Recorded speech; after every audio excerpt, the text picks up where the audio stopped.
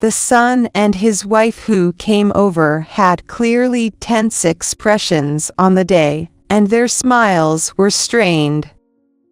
Hi Mom, hi Dad, long time no see. Nice to meet you, George, and congratulations on your 25th wedding anniversary. Welcome. I'm so glad you both could come and celebrate with us today. I responded cheerfully, trying to help them relax.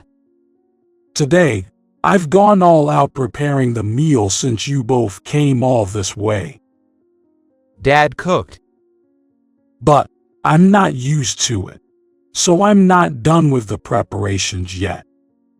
While Keith sat down, accepting George's kindness despite being puzzled, Lisa headed to the kitchen where George was. If it's still in progress, I'd be happy to help out if you don't mind. As I wiped the table, I felt the lively atmosphere that comes with the family being together. Well, the food's ready now. Shall we toast? With the biggest smile yet, George offered me a glass as he spoke. I really want Sarah, who has had it the toughest, to lead the toast. Touched by George's kindness, I took the glass. With a pounding heart, I slowly raised my glass and took a deep breath. May this happiness last for. Mid-sentence, Lisa suddenly grabbed my hand forcefully and ran towards the entrance. Run now. Confused, I had no choice but to follow her due to her desperate strength. After we had left the house and walked for a while, we entered a cafe that came into view. Struggling to keep up with Lisa, I finally stopped and caught my breath, relieved. I'm sorry for the suddenness, but this was the only way. Lisa was shaking and turned pale as she explained the situation. George, congratulations on your long teaching career. I, Sarah Westfield, addressed my husband, George, who is 5 years my senior, with words of appreciation. Having served as a high school teacher for over 30 years, George retired this spring. Yeah. As usual, George responded indifferently. Relieved that he had replied, I returned to my room. Suddenly, a dusty old photograph on the desk in my room caught my eye. It was a cherished shot from our wedding, both of us looking radiant. I couldn't help but sigh. If only we could go back to those days. Back then, George was kind. He would express his gratitude and appreciation daily, eagerly ate the meals I cooked. He always accompanied me on shopping trips, carried the small bags, and made sure to check on my well-being. However, as our marriage progressed, he gradually began to comment on my household chores. At first, it was minor things like, make the omelet sweeter or vacuum daily. These were things he never mentioned in our early days, and I was puzzled. But I was pleased to think that George was finally opening up, and I happily complied. However, as time passed, his criticisms increased. When our son, Keith, started elementary school, any slight displeasure would lead to harsh reprimands, and George was just as strict with Keith. If you have time to play, study. You're a boy. Don't cry no matter what happens. He demanded high academic performance from Keith, who was still in elementary school, and would scold him severely if he wasn't atop of his class. This invisible violence gradually took its toll on us. George continued his reprimands, remaining mostly indifferent to household matters. When Keith reached middle school, George's violence was no longer just verbal. Why can't you score better?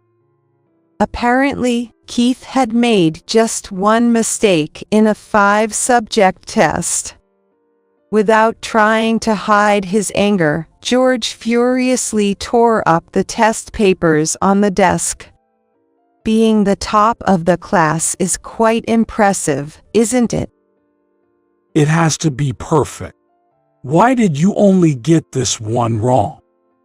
Hesitantly, I wanted to acknowledge Keith's hard work and spoke up. Everyone makes mistakes. It's because you coddle him like that. I've been embarrassed because of you. George raised his voice and finally raised his hand to me. All I could do was endure until George calmed down. I'm sorry. I'm so sorry.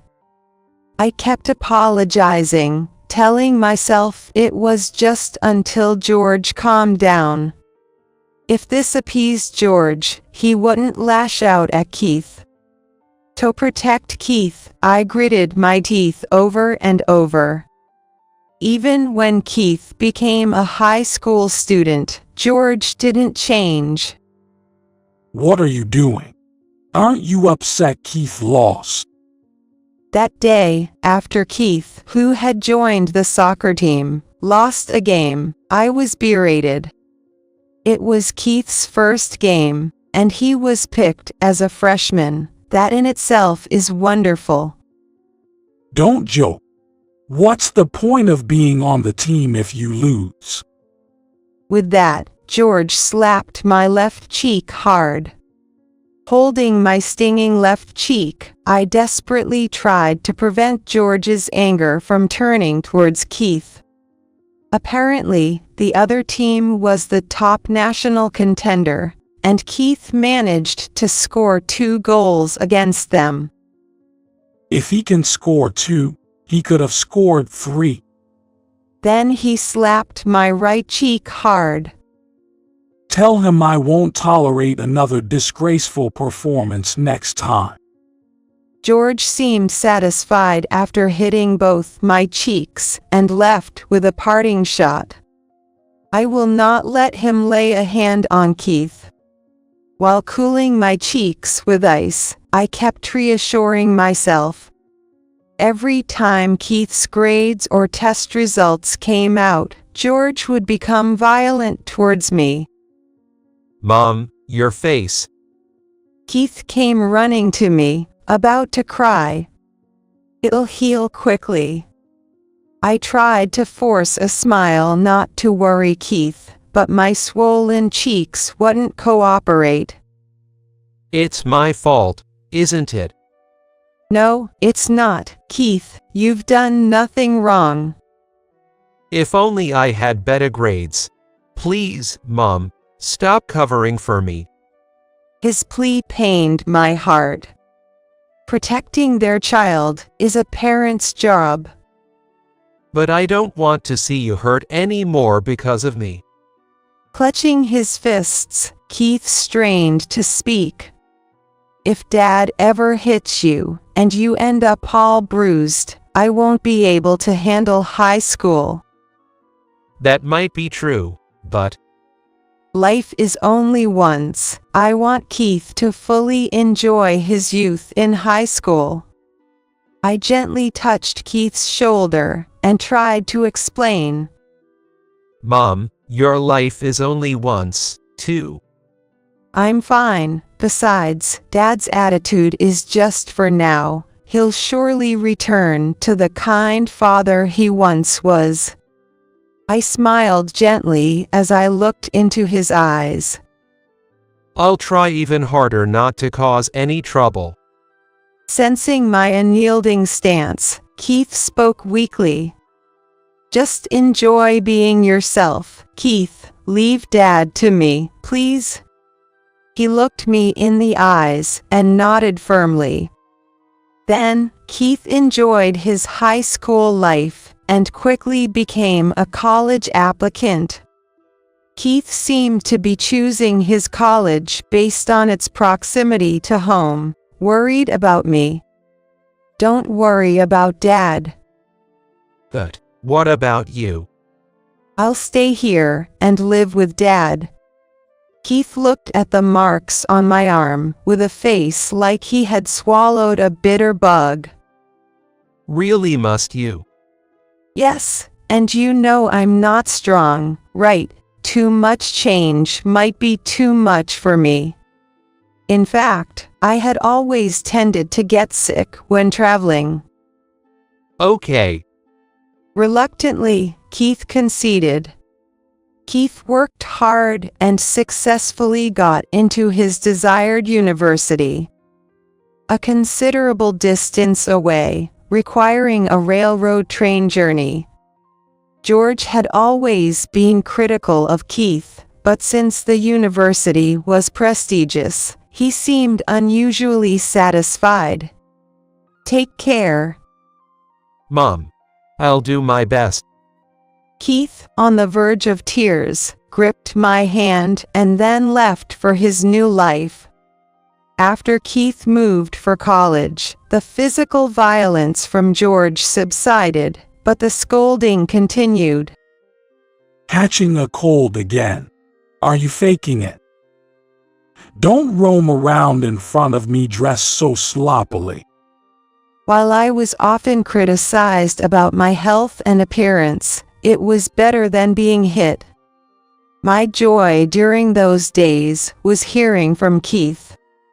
He talked about trivial things like the seasons or his town, but I could always tell he was worried about me.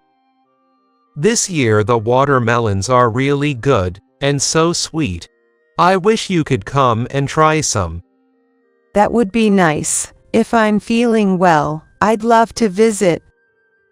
The air is fresh too. I think it would be a comfortable environment for you. Thanks for worrying about me. With Keith keeping in touch regularly, I felt less lonely and could endure George's scoldings.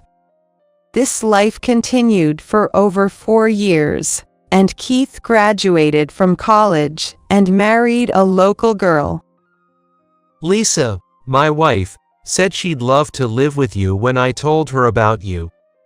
That was a typical message from Keith. Lisa, now Keith's wife, was a lively and cheerful woman, as I had often heard. I wouldn't want to intrude on your newlywed life, so I'll just gratefully accept the FOD. After replying to Keith, I quietly exhaled. I still couldn't let go of the faint hope that one day George would return to being the kind husband he once was, so I had no intention of going to live with Keith.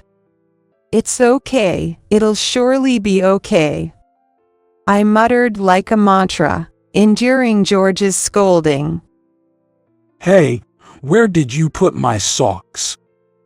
My mantra did not work, and George's harsh words fell on me relentlessly every day. The socks are right there. Not these. Today is important. Do you think I can go out in these wrinkled socks? George complained about socks that had only been used 2 or 3 times. But these are the newest socks we have. Really, you're useless. It's basic manners to iron the socks daily so they don't wrinkle. If it's the same tomorrow, I won't let it go. Leaving behind these unkind words, George left the house.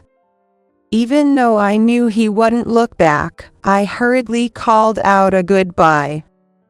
He's counting on me, so I have to respond. Ignoring the pain in my heart, I busied myself with household chores.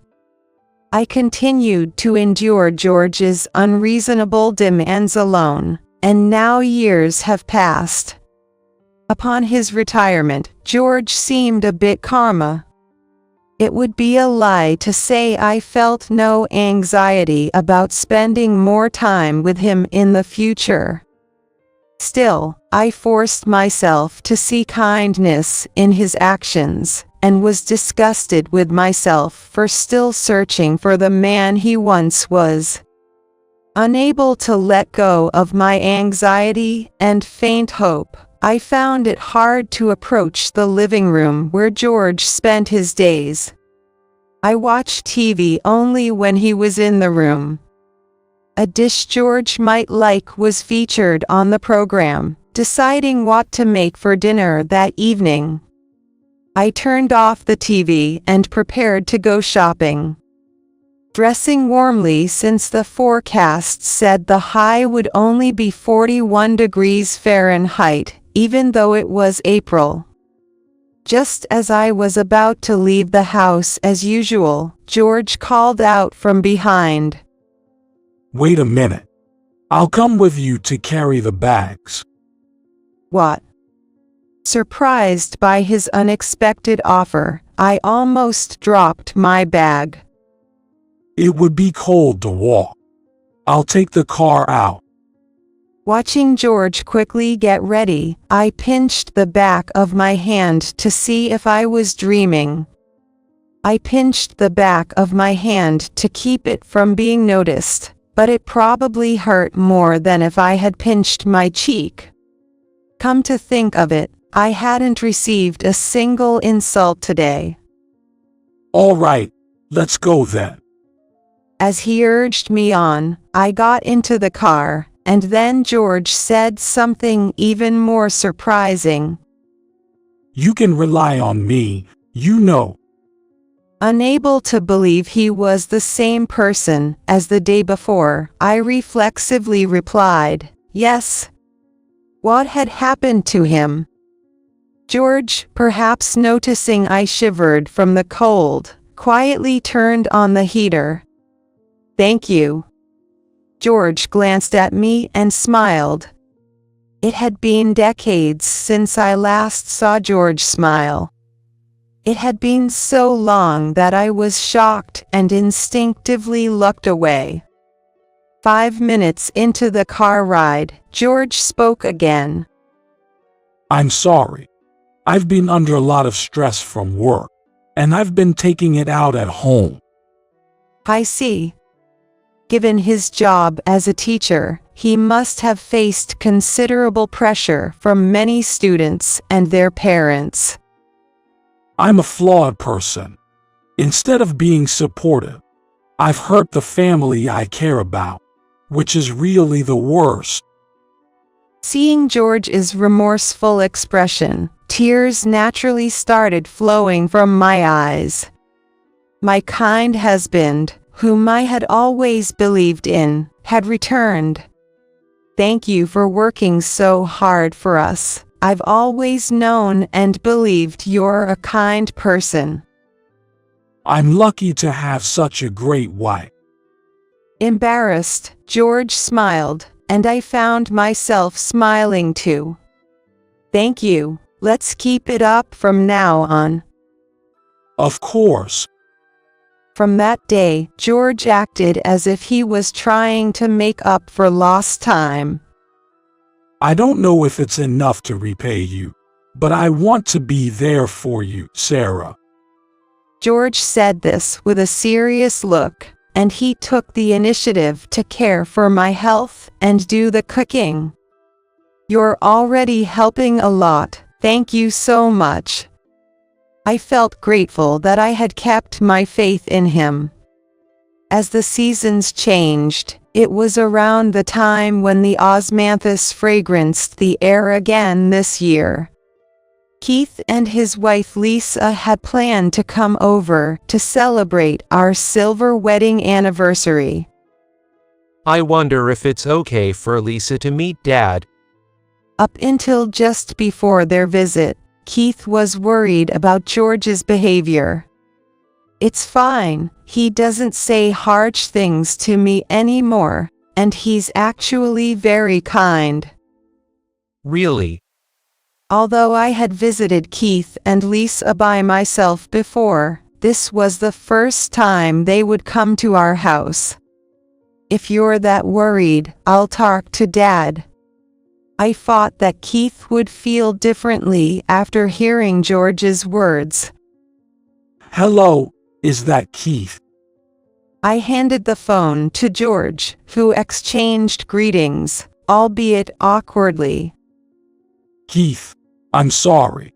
I've been on edge because of work stress, and I've been too hard on both your mom and you. I couldn't see Keith's face on the other end of the phone, but I could tell from George's demeanor that some of the tension had eased. After a few more minutes of conversation, George hung up, satisfied. They're coming all the way here, so I want to entertain them myself. George. The relationship between George and Keith had never been good, to put it mildly. However, I was genuinely happy that he was trying to make amends. I'm thinking of doing a home party, and I'll cook everything myself. I've been a burden for so long, I want you to relax. That sounds wonderful. Keith and Lisa will be delighted. I'll cook everything from scratch. I've burdened you for so long. I want you to take it easy. It was an unexpected suggestion. Even though he had been taking the lead in cooking lately, it wouldn't be surprising if he still felt uneasy about it. Filled with gratitude and emotion from his proposal, I responded, "If that's the case, I'll gladly take you up on your offer." Sure, leave it to me.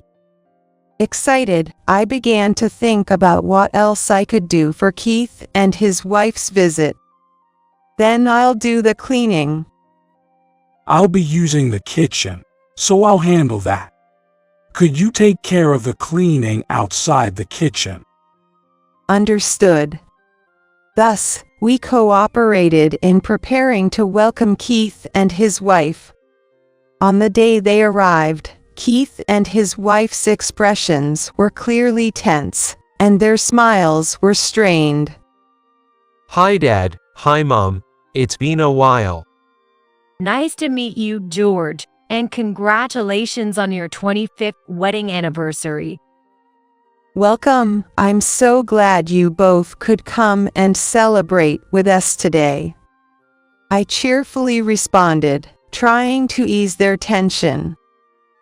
Keith has really grown up, catching such a beautiful wife. George also casually spoke to Keith. Dad. Keith seemed terribly unsettled by his father's unusual gentleness. Today, I've gone all out preparing the meal since you both came all this way. Dad cooked. But I'm not used to it, so I'm not done with the preparations yet. George shrugged, showing his bandaged left hand, hinting at how many times he had cut himself. Thank you. Just knowing you tried means a lot. While Keith sat down, accepting George's kindness despite being puzzled, Lisa headed to the kitchen where George was. If it's still in progress, I'd be happy to help out if you don't mind. As I wiped the table, I felt the lively atmosphere that comes with the family being together. Lisa's active involvement with George naturally brought a smile to Keith's face. Seeing this, I felt immensely happy. Well, the food's ready now. Shall we toast? With the biggest smile yet, George offered me a glass as he spoke. I really want Sarah, who has had it the toughest, to lead the toast. Touched by George's kindness, I took the glass. With a pounding heart, I slowly raised my glass and took a deep breath. May this happiness last for... Mid-sentence, Lisa suddenly grabbed my hand forcefully and ran towards the entrance. Run now. Confused, I had no choice but to follow her due to her desperate strength. After we had left the house and walked for a while, we entered a cafe that came into view. Struggling to keep up with Lisa, I finally stopped and caught my breath, relieved. I'm sorry for the suddenness, but I had no other choice. Lisa was trembling and turned pale as she explained the situation. What? As she spoke, I felt the color drain from my face. Lisa said that when she was preparing the drinks, she tried to carry a glass, and George strongly objected. I've been watching his actions secretly so he wouldn't notice me. George, looking around nervously, poured a drink into one of the glasses, and then added something finely chopped. It was aconite. Aconite. Yes, I hike as a hobby, and the mountains can be quite dangerous. She explained, rubbing her arms with both hands. There are many dangerous plants, things that shouldn't be eaten, and I've researched mountain flora extensively, so I recognized it immediately. Even though I've never seen aconite, I knew it was poisonous. The beautiful purple substance in the glass looked stylish. I had no idea it was poison. Shaking with shock, my thoughts froze from the sheer horror of the revelation. It was Keith's phone call that snapped me back to reality. Mom, are you okay? Yes, I'm fine. Are you safe, Keith? Verily. I just heard from Lisa. I'm glad you're okay. Keith sighed, telling me what had happened at home. It seems Dad didn't expect you to leave. He was in a daze for a while. It seems he was stunned and hadn't noticed Keith nearby when I escaped. Then, suddenly, he realized what happened and hurried out of the house, so he might be looking for you. The cafe we were in was nestled in a complex network of alleys and wouldn't be easy to find. But I couldn't shake my anxiety. However, don't worry. I've installed a location tracking app on Dad's phone. Keith had given us mobile phones when he moved out, so we could contact him immediately. I never thought the tracking app would come in handy like this. Keith chuckled bitterly, seemingly struggling to contain his anger at what his father had attempted. Also, I was able to check his computer. Keith said Lisa had asked him to check if there was any history of obtaining aconite. Since I don't use a computer, George probably let his guard down. Keith found that the computer wasn't even locked. And on George's computer was a purchase history for aconite and messages from a woman George was involved with who was plotting to kill me for insurance money. The reason Dad suddenly became nice was probably to let your guard down. Keith's murmur dissolved into the air over the phone. After hearing everything, I felt as if I had been slapped awake. That George could. Like a light flashing before my eyes, I revisited his past behavior. Indeed, since Keith had left home, the violence had stopped. Back then, the cessation of violence had lulled me into a false sense of security, and I hadn't considered other possibilities. By that time, he had already been involved with another woman, and when he started being kind to me, he must have already planned everything. It was fortunate that Keith and Lisa came to celebrate, and that Lisa knew about aconite, because if I had been alone. Reflecting on it, there were many unnatural aspects. Even a preparation for our silver wedding anniversary, George had taken complete control of the kitchen. It was all to carry out his plan. Thinking of the worst, I got goosebumps all over my body. Keith, thank you. I'm going to the police. Okay. It looks like Dad is headed somewhere completely different. That's right. Now's our only chance. And so, Lisa and I decided to go to the police to report everything. Whatever happens, I will protect you, Sarah. Lisa, you are so reliable. Encouraged by her, strangely, my mind felt at ease. Lisa's inherent cheerfulness lightened the atmosphere. Afterward, my divorce from George was finalized without incident. When the three of us returned home, although tired from the ordeal, there was a sense of relief in our expressions as we looked at each other. I've arranged with a lawyer to get alimony from him. Thank you for everything. By that point, I had no more sympathy for George. Rather, I felt a weight lifted off my shoulders. Moreover, having been mentally affected by years of George's abuse and violence, I was regularly visiting the hospital for checkups, which led to the police getting involved with him. With Keith's help, we quickly located George, and the alimony was paid out of his pension. I'm really in your debt. It seems his mistress got what she deserved, too.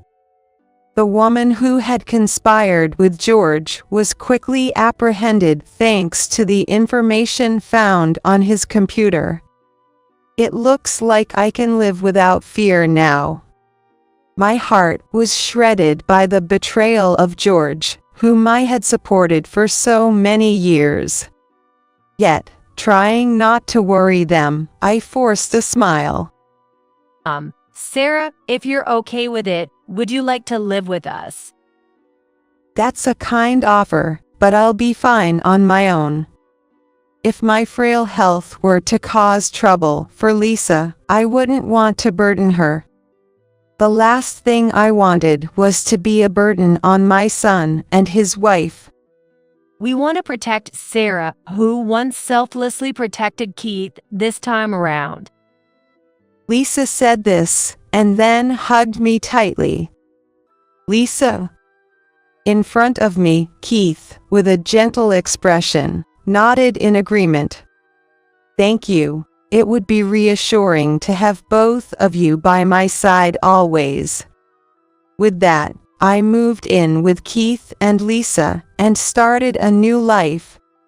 My only concern had been my health, but since moving, I felt unexpectedly revitalized. Thanks to that, I've been able to do things and visit places I had previously avoided, making every day feel fresh. Today, I woke up with the sunrise, opened the window to breathe in the outside air, and felt enveloped by the humid air typical of summer. After preparing breakfast, the three of us gathered around the dining table. As we finished saying grace, I grabbed the mayonnaise. Mayonnaise goes on fried eggs, I said firmly to Lisa, who was about to put sauce on hers. No, Sarah, it has to be sauce. Even over such trivial matters, we could speak our minds naturally, and I felt like I had finally grasped true happiness. Both of you, eat up quick or we won't be able to go anywhere. Keith said this almost like he was soothing children. Where are you taking us today? Let's go to the dairy farm and get some ice cream. I'm excited. I need to make sure I'm fully prepared for the sun. Through these interactions with them, I felt the true sense of family and love I had finally obtained. and I resolved to keep working together. May this happiness last forever. I silently recited the words I couldn't say that day, feeling my heart dance with joy.